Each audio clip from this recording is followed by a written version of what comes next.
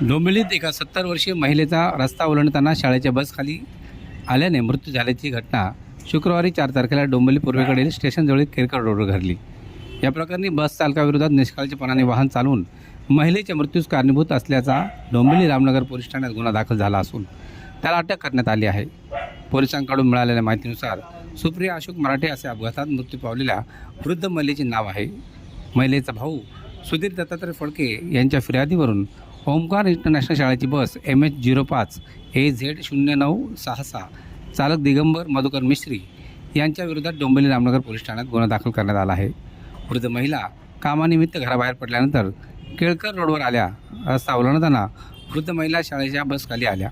केळकर रोडवरील एका खाजगी रुग्णालयात उपचारासाठी दाखल घेत असता काही वेळाने डॉक्टरांनी त्यांना मृत घोषित केले. रामनगर पोलिसांनी बस चालकांना अटक केली असून पुढील तपास करीत आहेत. तर ह्या